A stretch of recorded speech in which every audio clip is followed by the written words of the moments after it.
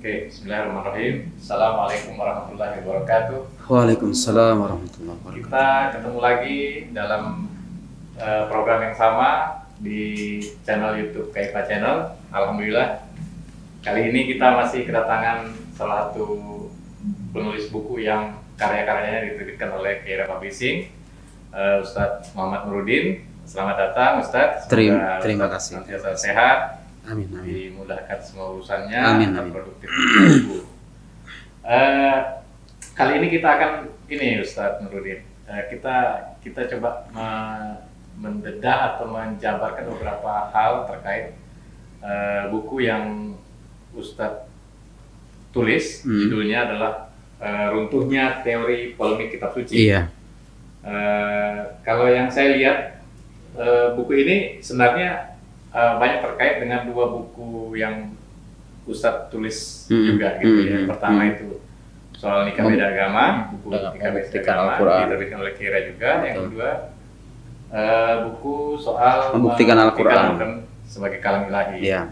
Nah, yang terakhir ini yang akan kita bahas adalah buku tentang runtuhnya teori polemik kitab suci. Betul.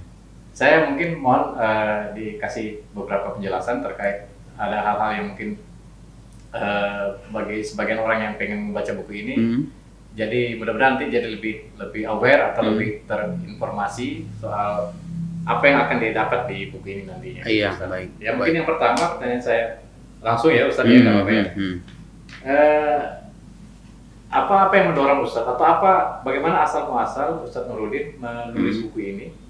Kemudian kenapa kemudian memilih judul ini, Runtuhnya Teori Polemik Kitab Suci? Iya, baik. Mungkin silakan Ustaz. Iya, saya jawab ya. Iya, silakan. Pertama, betul buku ini punya keterkaitan dengan buku lain. Salah satunya buku Membuktikan Al-Quran sebagai Kalam Ilahi, karena itu berisikan kritik juga terhadap pandangan Ustadz Mun'im Sirri. Bedanya itu menyangkut Al-Quran, status Al-Quran sebagai kalam ilahi, apakah bisa dikatakan sebagai kalam Nabi atau bukan. Sementara buku ini secara spesifik mengkritik disertasinya. Okay. Jadi yang perlu teman-teman ketahui, Mun'im Sirri itu punya buku judulnya Polemik Kitab Suci. Itu terjemahan dari disertasinya di Universitas Chicago. Oke. The Quran and Other Religions, gitu ya. Kalau nggak salah judul Inggrisnya, itu versi aslinya sih kayaknya bukan itu. Judul aslinya itu Scriptural Polemics. Jadi polemik kitab suci. The Quran and Other Religions, Al-Quran dan agama lain. Jadi itu disertasi. Disertasi itu artinya satu karya ilmiah yang tentunya ditulis secara serius, gitu ya. Dan saya pun berusaha seserius mungkin mengajukan bantahan atas karya tersebut. Jadi judul Runtuhnya Teori Polemik Kitab Suci. Teori polemik kitab suci itu maksudnya teori-teori yang termuat dalam buku polemik kitab suci. Nah, jadi jangan salah paham ya. Teori polemik kitab suci maksudnya teori-teori atau temuan-temuan yang tertuang dalam buku polemik kitab suci. Nah, saya berusaha untuk meruntuhkan gagasan-gagasan atau temuan-temuan yang disampaikan oleh Ustadz Mun'im Sirri dalam buku tersebut, dalam buku polemik kitab suci. Kenapa harus kata runtuh? Ya, mungkin bagi teman-teman yang pernah membaca buku saya, buku ilmu debat. Buku ilmu debat itu salah satu buku yang sebetulnya menjadi buku lanjutan dari ilmu mantik.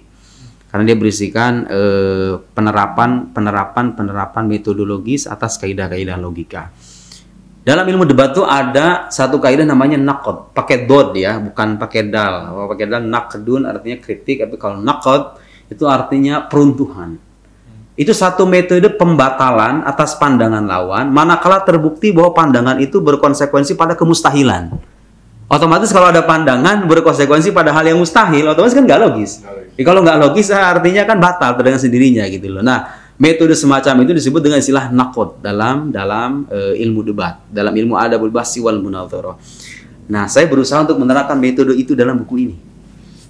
Membuktikan bahwa pandangan dia seputar polemik kitab suci itu berkonsekuensi pada hal-hal yang tidak logis, hal-hal yang mustahil.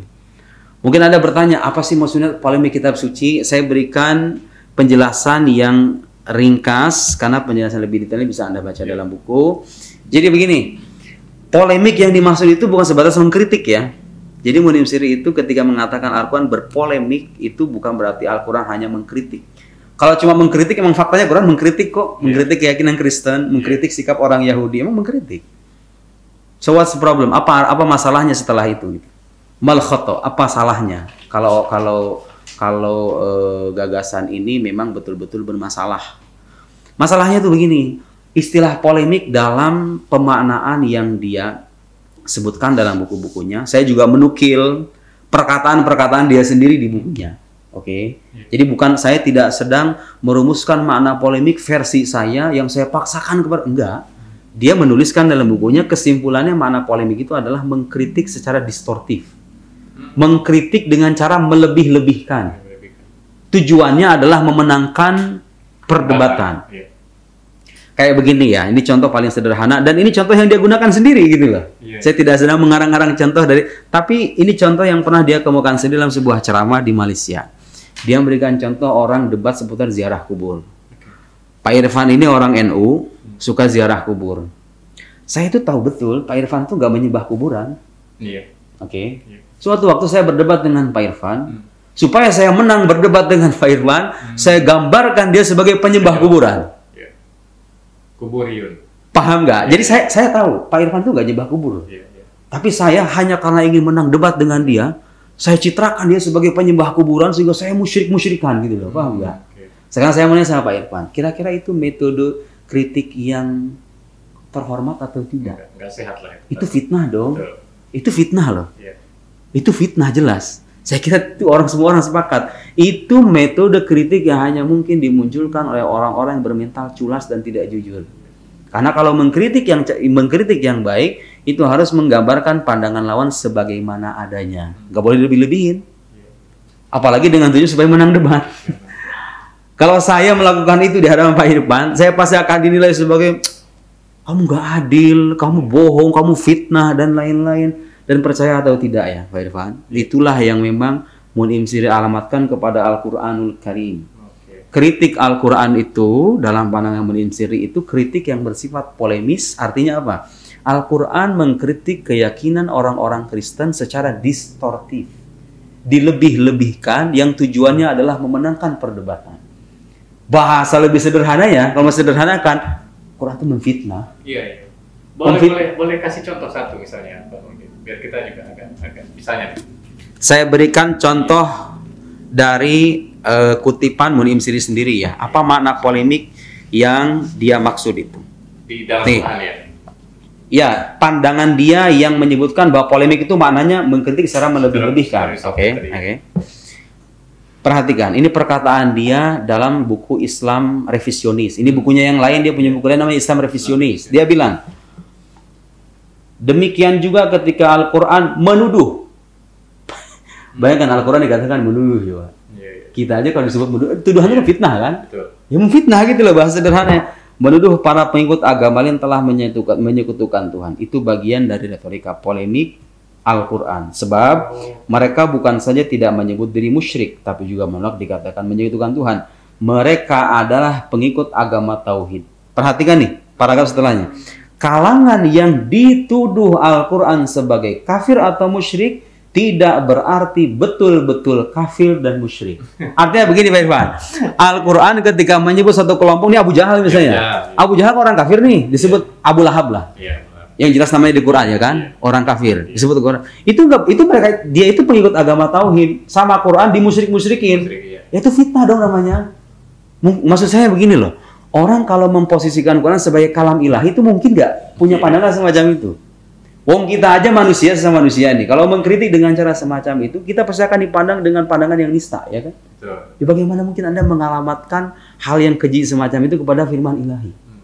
Saya yakin itu Munim Siri itu kalau dijelaskan dengan penjelasan, dia nggak akan terima. Mana mungkin saya menyebut Quran berisikan fitnah, berisikan tuduhan. Lah dia fakta. Menyebut Quran menuduh. Yang dia katakan kalangan yang disebut Quran musyrik dan kafir itu nggak kafir loh. Quran mengkafir-kafirkan gitu loh, enggak. Ya fitnah dong artinya. Iya, orang aja kalau disebut penuduh itu kan juga Iya jelas dong. Iya jelas dong. Kapan saya nuduhnya gitu? Saya mungkin cuma menganalisis. Misalnya nih, kalau saya misalnya punya masalah sama si A misalnya kan, saya cuma menyampaikan mungkin misalnya ada kemungkinan dia yang ada di lokasi saat kejadian misalnya. Nah kemudian saya dibilang penuduh dia sebagai pelaku, nah itu kan saya juga pasti keberatan gitu ya. Saya menyertakan teks bukan cuma satu, itu baru satu yang saya kutip dari buku-bukunya. Bukunya Islam Revisionis, polemik kitab suci yang terjemah disertasinya itulah mana polemik yang dia sebut. Quran itu memfitnah intinya. Mungkin nggak coba waliyadzubillah gitu ya. Saya kadang untuk melafalkan karena kita itu kan nggak bermaksud untuk mengafirmasi pandangan, tapi sebatas menghikayatkan atau menarasikan pandangan. Saya kadang lisan saya itu ada merasa masa dikatakan Tuhan memfitnah gitu. Kita juga itu dari hati itu sebagai apa ya? Sebagai orang yang ya salam gitu. Bagaimana mungkin Tuhan yang Maha Suci dikatakan kitab sucinya itu berisikan polemik dalam arti tuduhan. Ya artinya begini loh, kalau Quran dikatakan sebagai firman ilahi, pasti yang dikatakannya sesuai dengan fakta karena Tuhan nggak mungkin bohong dong.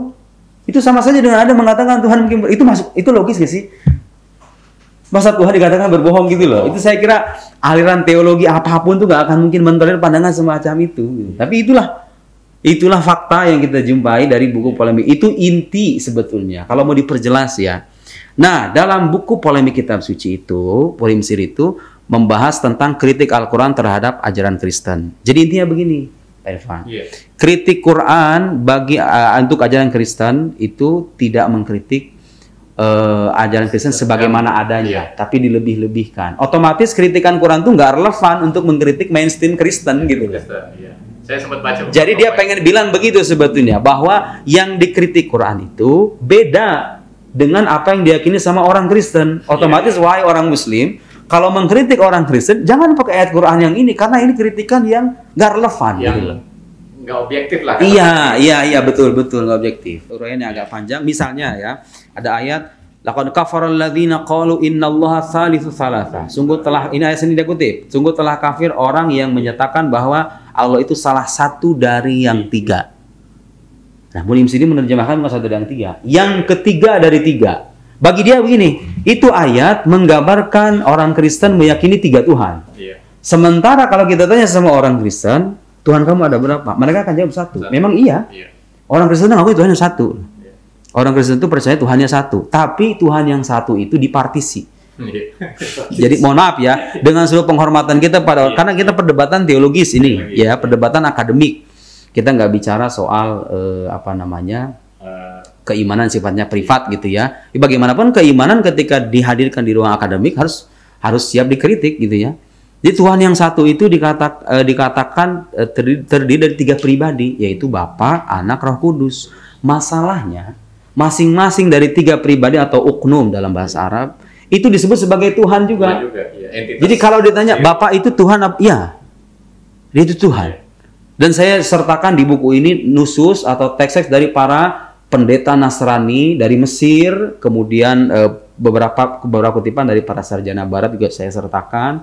Kemudian kutipan dari para Baba, kalau di Mesir itu ada ya, Baba Shenoda, kemudian para teolog-teolog terkemuka. Jadi yang saya kritik bukan pandangan Kristen versi Islam.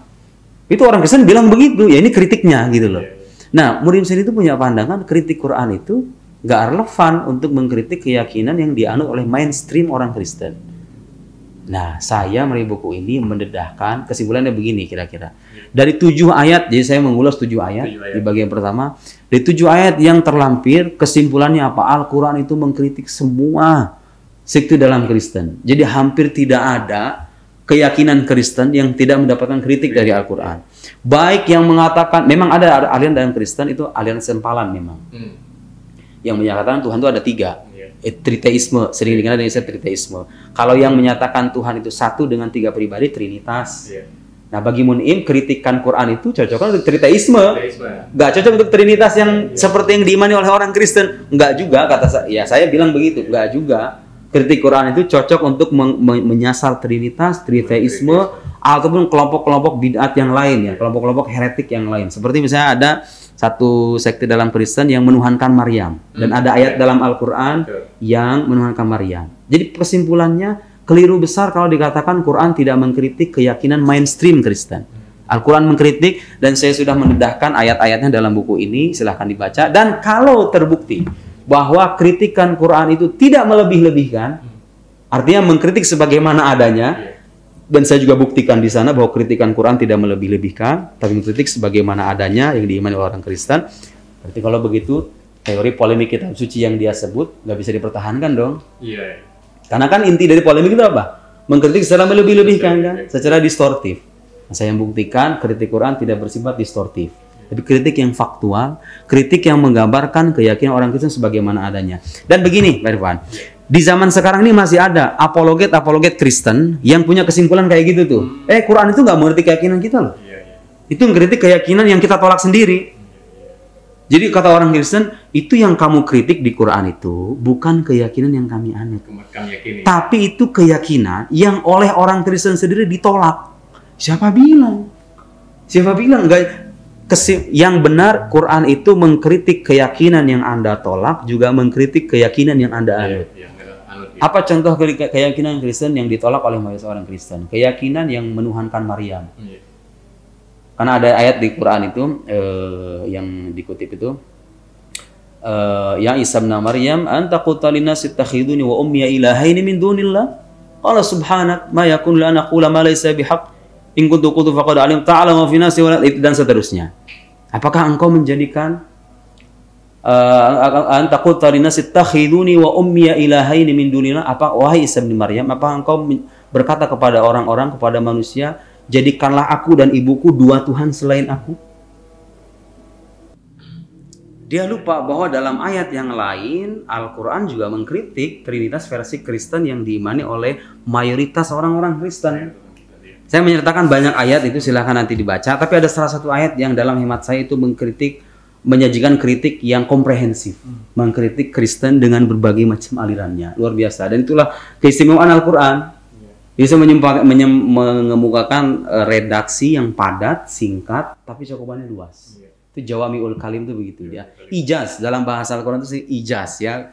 Kapan yang ringkas tapi cakupannya luas gitu ya.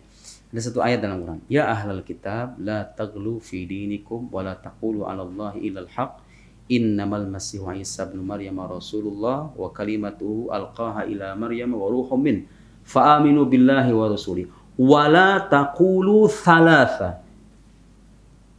intahu khairul lakum innamallahu ilahu wahid. Perhatikan itu ayat, subhanallah. Wahai ahli kitab, jangan kalian berlebihan dalam beragama, dan jangan katakan terkait Allah kecuali yang benar saja. Innamal masih Isa ibn Maryam rasulullah. Al-Masih ibnu Maryam adalah utusan Allah. Sekarang saya tanya, sampai ayat itu mengkritik aliran mainstream Kristen apa enggak? Orang Kristen itu Pak di mana-mana meyakini Yesus itu sebagai Tuhan. Quran mengatakan bukan Tuhan, utusan Tuhan.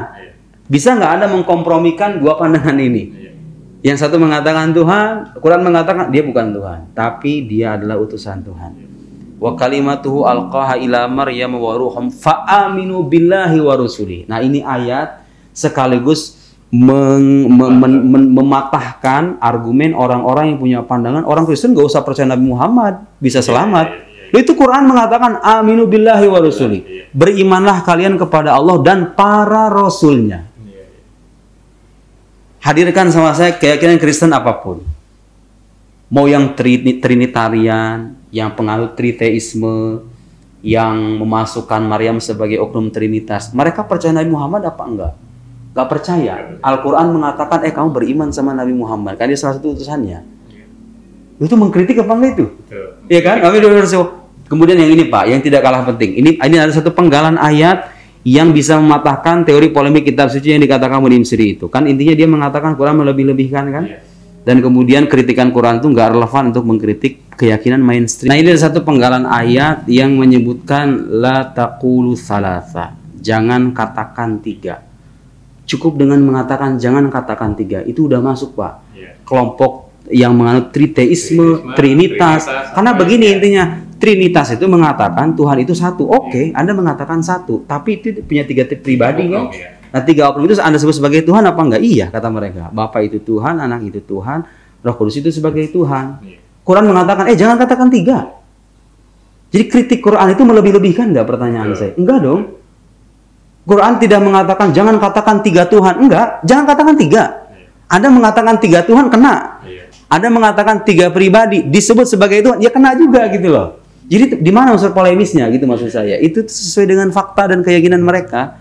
Anda mau menyebut ada sekte Kristen yang memasukkan Maryam sebagai oknum Trinitas. Gitu ya. Quran mengatakan jangan katakan 3. Kalau Anda katakan 3 ya kena. Gitu ya. Itu kritikan yang tidak bersifat polemis menurut saya. Itu kritikan yang sesuai dengan fakta, menggambarkan keyakinan orang Kristen bagaimana. Justru itu kritik yang sifat holistis, yang lebih menyeluruh gitu ya. Wala taqulu tsalatsa, innamallahu ilahu wahid. Dan gamblang gitu maksudnya. Gamblang. Enggak ada apa namanya? Dan termasuk ayat ini Pak, ayat yang Munim sendiri katakan itu ayat yang bersifat polemis, laqad kafaral ladzina qalu innallaha tsalitsu tsalatsa. Sungguh telah kafir orang yang mengatakan Allah itu salah satu dari yang itu terjemahan yang benar. Saya sudah dedahkan pendapat para mufassir dari mulai Ibnu Ashur, Al-Qasimi, Ar-Razi dan Al-Biqai. Mereka mengatakan bahwa Salisu salasa itu maksudnya itu apa? Salah satu dari yang 3. Nah sekarang saya tanya, orang Kristen yang mainstream ini, yang penganut Trinitas ini, mereka menyatakan itu apa enggak? Coba kita tanya sama orang Kristen. Anda mengatakan Tuhan itu satu dengan 3 pribadi. Oke, salah satu dari 3 pribadi itu Anda sebut sebagai Tuhan apa enggak? Iya, kata mereka, itu Tuhan Bapa itu. Ya kan, mereka katakan sebagai Tuhan kan? Berarti kalau gitu kritikan Quran nggak melebih-lebihkan dong. Itu menggambarkan keyakinan mereka sebagaimana adanya. Karena faktanya orang Kristen mengatakan salah satu dari 3 pribadi itu adalah Tuhan. Apa gitu unsur polemisnya? Nah itu satu bab saya mengulas tentang ayat-ayat yang dinilai bersifat polemis itu. Ternyata kesimpulan saya di bab pertama bahwa kritikan Al-Quran itu menyeluruh, komprehensif, menyasar hampir semua kalangan Kristen, mau yang mainstream, mau yang heretik gitu ya, semuanya dikritik dan kritikannya itu kritikan sesuai dengan fakta, bukan kritikan yang distortif seperti yang dikatakan oleh Munim Siri. Itu di bab pertama. Dan saya kira itu pandangan yang paling serius yang disampaikan oleh penulis buku Polemik Kitab Suci ya. Karena bagaimana mungkin Anda mengatakan firman ilahi berisikan polemik dalam arti tuduhan yang bersifat distortif. Andai pun itu Quran disebut sebagai karya Nabi Muhammad, ya, andaikan. Mungkin nggak sih Nabi Muhammad punya kritikan kayak begitu, sementara beliau adalah sosok yang jujur, terpercaya, tidak pernah berbohong, mungkin nggak mengkritik dengan cara begitu? Nggak mungkin. Itu hanya mungkin kritik semacam itu hanya mungkin dimunculkan oleh orang-orang yang tidak jujur dalam berdebat. Walhasil itu penuh dengan paradoks gitu ya. Ya saya buktikan secara lebih rinci dalam buku ini. Nah, bab masalah selanjutnya masalah klaim keselamatan dalam Islam. Ya, itu saya baca juga. Ya, klaim keselamatan Islam. Jadi kita ini orang Islam berkesimpulan bahwa Islam itu tidak menerima kebenaran agama lain. Karena faktanya jelas. Tadi ayat-ayatnya sudah saya sampaikan. Dia menolak ayat Kristen, udah jelas itu. Nah, sementara Muslim Siri dan kelompok yang suka mengusung ide pluralisme agama itu suka punya pandangan bahwa enggak, kebenaran itu enggak cuma ada dalam Islam, tapi ada dalam agama lain juga. Saya kira itu kan masalah yang sering diangkat tuh, ya kan? Jadi ini bukan soal disertasi Muslim Siri ya, tapi karena saya melihat tema-tema yang diangkat dalam buku itu masih relevan dan masih menjadi bahan diskusi orang zaman sekarang. Terus gini nih, suka ada orang punya pandangan gini, emang kalau kita menyebut Islam sebagai satu-satunya agama yang benar, terus orang non-Muslim jadi ahli neraka semua? Itu enggak, itu ada loh orang punya anggapan begitu. Disangkanya kalau kita meyakini Islam sebagai satu-satunya kebenaran, otomatis semua non-Muslim itu terlaknat, semuanya ahli neraka. Itu enggak ada orang Muslim terpandang, kalangan teolog terpandang yang berpandangan kayak gitu. Jadi meyakini Islam sebagai satu-satunya agama yang benar itu satu hal. Soal siapa yang selamat, bahwasanya soal apakah non-Muslim fulan ini masuk neraka atau enggak, itu urusan lain gitu loh. Itu masalah gaib. Gitu kan? Karena bisa jadi begini Pak, bisa jadi orang itu bisa jadi dia non-Muslim, tapi dia belum mengenal Islam. Ayo gimana? Masa mau kita kafirkan? Kan ada orang-orang yang hidup di pedalaman sana, karena untuk mengatakan seseorang kafir itu ada syarat-syaratnya. Nggak berarti kalau orang non-Muslim Anda pasti ahli neraka, Anda terlaknat. Tidak sedangkal itu kita berkeyakinan gitu. Bahwa status dia sebagai orang kafir satu hal. Iya. Soal apakah nanti di akhirat kayak gimana hukumnya? Itu urusan Allah gitu loh. Yang jelas kenapa kita mengatakan Islam sebagai satu-satunya agama yang benar? Ya karena Qur'annya bilang begitu. Masa kita ingin menyalahi Al-Quran? Inna dina indallahil Islam. Wa may yabtaghi ghairal Islam bidin fala yuqbala min wa huwa minal khasirin. Quran mengatakan begitu. Tapi tentu saja orang-orang seperti Ibnu Siri dan orang-orang liberal pada umumnya itu punya pandangan, oh Islam itu maksudnya pasrah aja, pasrah pada kehendak Tuhan, nggak berarti berislam secara mengikuti Nabi Muhammad. Jadi orang Kristen, orang Yahudi kalau mau pasrah kepada kehendak Tuhan, dia akan selamat juga. Saya mengajukan bantahan atas pandangan semacam itu dalam buku ini secara terperinci. Jadi chapter kedua, bab kedua di buku ini membantah argumen sekaligus kesimpulan yang diusung oleh yang disampaikan oleh para pengusung ide pluralisme agama. Dan termasuk Ibnu Siri yang berada di barisan itu. Itu yang saya baca, Pak. Maksudnya kan ya sekali lagi bahwa tema-tema seperti ini kan sebenarnya lebih banyak pengulangan daripada iya dan mau tidak pernah panas beberapa tahun yang lalu ya. Iya. Cuma kan sekarang dengan media informasi yang sangat cepat, orang gampang mengakses pikiran-pikiran yang belum tentu sesuai dengan faktanya. Nah, jadi saya ingin menepis kekeliruan sebagian orang yang mengatakan seolah-olah kalau kita meyakini Islam sebagai kebenaran itu kita menistakan semua non-muslim. Ya enggak gitu loh. Tahu nggak orang tahu nggak kesimpulan gini, mungkin orang akan kaget dengan mengatakan, tapi kalau kita sih nggak kaget, orang non muslim itu nggak semuanya kafir loh. Seperti yang tadi saya bilang, ada orang non muslim yang belum pernah mengenal Islam. Masa Anda mau kafirkan? Sementara dia belum mengenal dakwah Islam itu, nggak tahu Nabi Muhammad, nggak tahu Quran. Kadang dia tahu Quran, tahu Nabi Muhammad, tapi penggambarannya salah gitu loh. Taunya Islam itu dengan ISIS saja, teroris-teroris. Nah, saya sertakan teks dari salah seorang ulama besar Al-Azhar, Syekh Mahmud Shaltut. Silahkan itu dibaca nanti uraiannya, kesimpulannya, orang non-muslim yang belum mengenal Islam atau sudah mengenal Islam tapi dengan pengenalan yang kabur, yang salah, dapat sumber yang salah gitu kan. Kemudian dia terus-menerus mencari kebenaran. Tahu nggak itu kesimpulannya apa kata Syekh Shaltut? Itu tidak termasuk orang kafir di sisi Allah. Bahkan kalau di akhirat kelak dia tidak akan diabadikan di neraka. Orang semacam itu. Jadi poin saya mengatakan Islam sebagai satu-satunya agama yang benar itu tidak lantas memukul rata semua non muslim itu kafir, semuanya ahli neraka, enggak gitu loh. Iya, maksudnya kan ini konten buku ini adalah mendudukan persoalan ke soal ketika Al-Qur'an disebut menuduh golongan lain di luar Islam sebagai misalnya tadi semua disapu rata, dipukul rata sebagai orang kafir. Jadi keliru besar gitu ya kalangan yang mengusung ide pluralisme agama itu keliru besar karena itu menyalahi sejumlah teks yang bersifat qat'i dalam Al-Qur'an. Nah, itu yang saya baca. Maksudnya gini, Pak. Ada beberapa mungkin semacam interpretasi yang sengaja dibuat seolah-olah itu dan gini, Pak, mohon maaf ya, itu sebetulnya agak naif ketika dia dikatakan orang Kristen, orang Yahudi selama dia pasrah pada kehendak Tuhan dikatakan selamat. Emang beragama cukup dengan pasrah doang? Iya. Loh, agama itu ketika Anda mengatakan pasrah kepada Tuhan ada konsekuensi loh. Konsekuensinya apa? Anda harus percaya pada semua utusan Tuhan. Iya. Anda harus membenarkan semua ajaran mereka. Iya. Masa beragama sejak kapan sih agama itu dikatakan cukup pasrah kemudian selamat?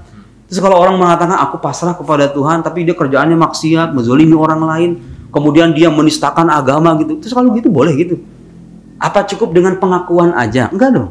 Harus ada konsekuensi lanjutan. Nah, itu yang kadang dinafikan oleh kelompok. Karena begini, di Quran itu tegas menyatakan yang sempat saya kutip. Innal ladzina yakfuruna billahi wa rusulihi wa yaquluna nu'minu bi ba'din wa nakfuru bi ba'din wa yuriduna ayattakhidhu baina dzalika sabila ulaika humul kafirun haqq. Orang yang mengingkari Allah dan Rasulnya, mengatakan aku beriman pada sebagian nabi, mengingkari sebagian yang lain. Kata Quran apa? Ulaika humul kafirun haqqa. Mereka adalah orang-orang kafir. Jadi Al-Quran menolak keyakinan Kristen, keyakinan Yahudi karena mereka nggak percaya semua nabi.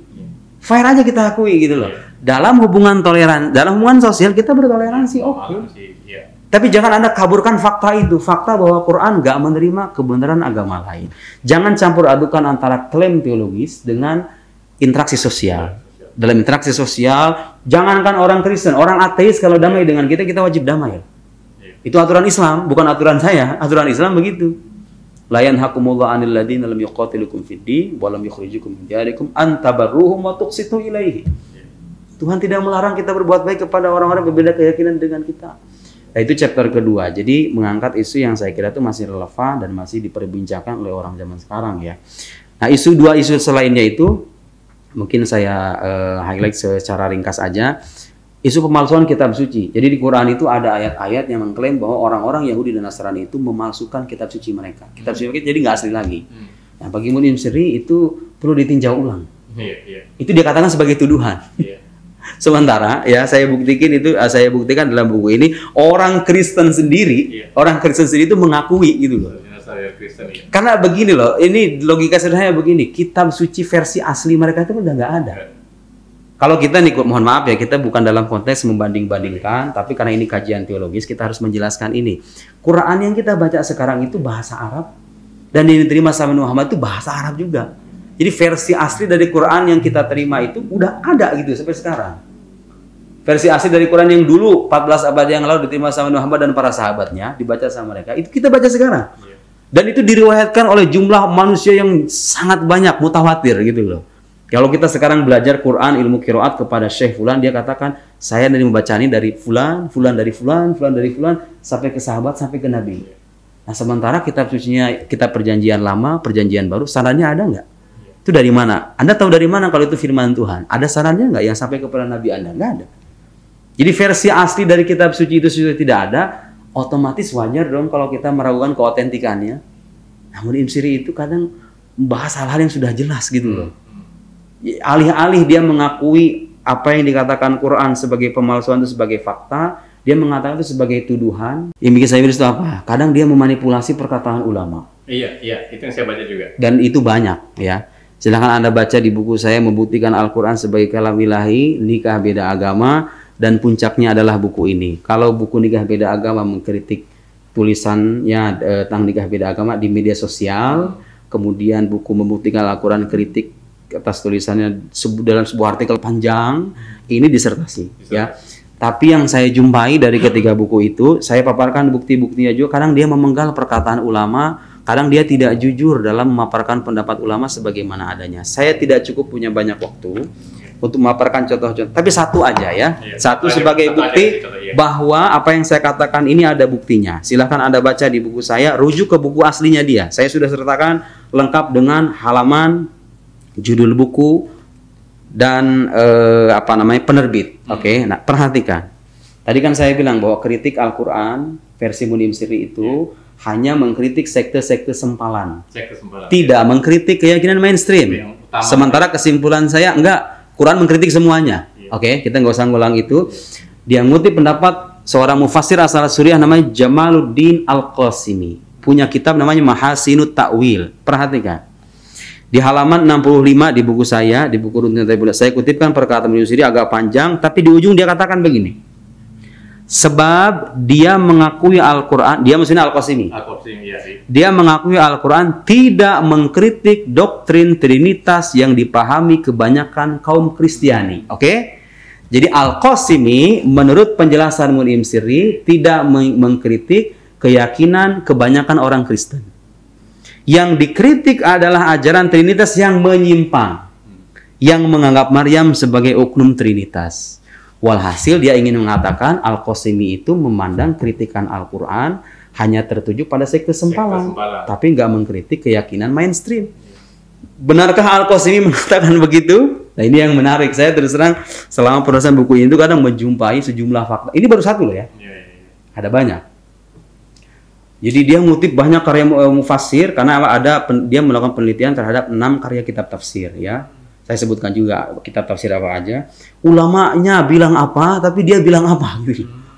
Itu yang kita sayangkan ya. Dalam sebagai kejujuran akademik sebagai akademisi kita sangat menyayangkan itu. Itu mencederai penelitian akademik. Saya kira harusnya kita jujur. Benar nggak Al-Qasimi bilang kayak begitu? Memang dalam salah satu bagian penjelasan tafsirnya dia katakan begini.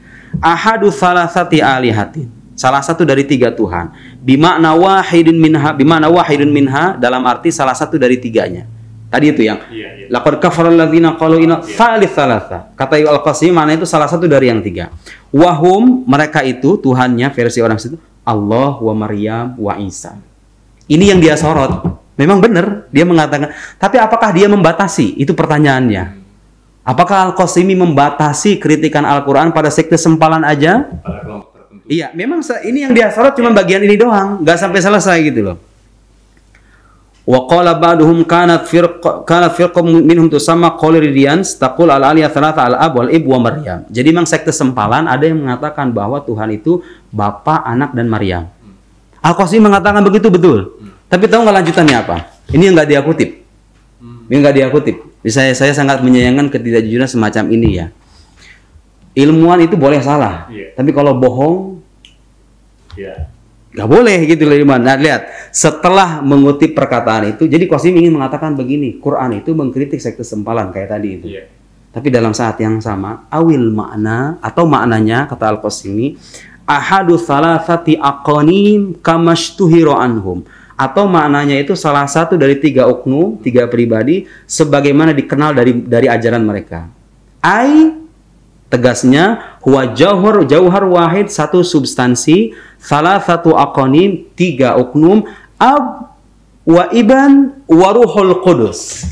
Sekarang saya tanya orang Kristen ya yang menganut Trinitas, bukankah mereka meyakini bahwa Tuhan itu ab, Bapa, Iban, Anak, Waruhul Kudus, dan Roh Kudus? Bukankah ini keyakinan mainstream Kristen? Kenapa Anda mengatakan Al-Qasimi itu hanya mengkritik sekte sempalan? Padahal faktanya dalam kitabnya Al-Qasimi mengatakan bahwa kritikan Al-Quran itu tertuju juga pada kritikan, pada pandangan mainstream yang menyebut bahwa Tuhan itu adalah Bapa, Anak, dan Roh Kudus. Wa za'amu annal abba ilah. Mereka meyakini bahwa Bapa itu adalah Tuhan, wal ibna ilah. Anak itu adalah Tuhan, wa ruh ilah, wal kul ilahun wahid, dan semuanya adalah Tuhan yang satu. Ini kan Trinitarian. Ini kan ajaran Trinitas yang diimani sama orang Kristen. Al-Quran mengkritik. Al-Qasimi mengatakan bahwa Quran mengkritik keyakinan mereka loh. William sendiri mengatakan apa tadi? Hanya mengkritik sekte sempalan. Bohong. Itu bohong. Dan masih banyak lagi. Satu lagi Pak ya. Terkait pemalsuan kitab suci. Dia katakan apa dalam bukunya? Saya rujuk ke buku aslinya, ternyata bertolak belakang. Perhatikan. Masih tentang Al-Qasimi ya. Supaya kita terfokus pada satu tokoh aja. Dia sebutkan dalam bukunya. Saya kutipkan perkataan beliau sendiri di halaman 140. Saya berikan garis tebal. Kata dia apa? Al-Qasimi itu, sementara teksnya, teks Alkitab maksudnya, sama sekali tidak diragukan kebenarannya. Jadi dia sebutkan Jamaluddin Al-Qasimi dalam arti tahrif yang terjadi pada orang Yahudi ketika mereka menafsirkan gitu. Sementara teksnya, jadi dia ingin mengatakan bahwa menurut Al-Qasimi teks Alkitab itu tidak diragukan kebenarannya. Seolah dia ingin mencari pembenaran dari para ulama Muslim ya, seolah Alkitab itu otentik dan tidak diragukan kebenarannya. Kemudian di halaman setelahnya dia bilang begini, perhatiin nih Pak, nih jelas nih. Kita telah memperlihatkan perkataan dia. Dalam disertasinya, kita telah memperlihatkan bahwa Jamaluddin Al-Qasimi dan Abul Kalam Azad tidak mempersoalkan keterpercayaan dan kebenaran teks Taurat dan Injil. Jelas ya? Jadi menurut William Sirri, Al-Qasimi itu dan Abul Kalam Azad tidak mempersoalkan keterpercayaan atau katakan keotentikan Alkitab versi orang Kristen. Tahu nggak apa yang dikatakan Al-Qasimi dalam kitabnya? Nah ini yang saya kutip. Kan tadi dia bilang apa? Al-Qasimi tidak mempersoalkan, keotentikan dan keterpercayaan Alkitab, baik itu perjanjian lama atau perjanjian baru. Ternyata yang dikatakan Al-Qasimi itu kebalikannya Pak. Dengerin. Di kitab Al-Qasimi, di Mahasinut Ta'wil, tanbih ma naqalna an Ibnu Jarir wa Ibnu Katsir fi tafsir thumma yuharrifunahu. Jadi tafsir terkait potongan ayat mengatakan thumma yuharrifunahu. Mereka mentahrif. Apa maksudnya? Huwal ansab. Jadi Al-Qasimi mengatakan pendapat Ibnu Jarir At-Tabari itu lebih cocok. Bagaimana pendapatnya silahkan dibaca nanti. Bi'atibar suqil ayal karimah. Wala yutawaham min dzalika. Nih dengerin. Wala yutawaham min dzalika daf'u tahrifihim al-lafdhi 'anit Taurah fa innahu waqi'un bila raib. Jadi tahrif lafdhi dalam Taurat menurut Al-Qasimi itu waqi'un bila raib. Apa artinya waqi'? Terjadi. Bila raib, tidak ada keraguan sama sekali. Maksudnya Al-Qasimi mengatakan, kalau soal tahrif dan penyelewengan kitab suci orang Kristen Yahudi itu gak usah ditanya lagi. Itu udah fakta. Itu udah jelas dan tidak ada keraguan lagi. Ini yang dikatakan Al-Qasimi. Kemudian apa? Faqad baddalu ba'dun minha. Mereka orang-orang Orang-orang Yahudi itu telah mengganti sebagian dari kitab suci. Wa harrafu lafdhahu. Kemudian mendistorsi lafaz-lafaznya. Wa awwalu ba'dan, mentakwil dengan cara-cara yang tidak tepat sebagiannya. Bi ghairil murad minhu. Wa kadza, dengar ini. Wa kadza yuqalu fil Injil. Jadi Injil versi orang Kristen menurut Al-Qasim itu udah nggak asli lagi. Apa yang dikatakan Mudim Sidi tadi sebelumnya? Tidak mempersoalkan. Tidak mempersoalkan. Ini dusta. Keautentikan. Ya ini fakta. Saya tidak sedang mengada-ngada. Saya tidak sedang melebih-lebihkan. Tapi inilah pandangan yang dikemukakan dalam kitabnya, dan masih banyak lagi contoh-contoh yang lain. Ada isu-isu tentang toleransi. Apakah benar Al-Quran itu tidak toleran? Ayat-ayat yang selama ini disalahpahami oleh kelompok teroris itu juga banyak, dan kita meluruskan itu. Semoga buku ini bisa menjelaskan semuanya. Baik. Saya kira cukup Pak ya. Cukup Pak. Ya, mudah-mudahan ini jadi keterangan yang cukup membuat kita semakin penasaran untuk membaca isi bukunya secara lebih lengkap lah gitu ya. Saya ucapkan terima kasih banyak kepada Ustaz Muhammad Nurudin sudah meluangkan waktu untuk menjelaskan atau mereview isi buku ini. Mudah-mudahan teman-teman atau penonton KIFA Channel bisa lebih tertarik untuk mendalami buku ini lebih lanjut. Silahkan klik di link e-commerce yang kami sertakan di deskripsi channel kami. Sekali lagi saya ucapkan terima kasih. Terima kasih banyak Pak Nurudin. Mudah-mudahan sehat terus. Mudah-mudahan kita bisa berjumpa lagi di lain waktu, insya Allah. Demikian podcast kita kali ini. Semoga bermanfaat. Lebih dan kurangnya kami mohon maaf. Billahi taufiq wal hidayah. Assalamualaikum warahmatullahi wabarakatuh. Waalaikumsalam warahmatullahi wabarakatuh.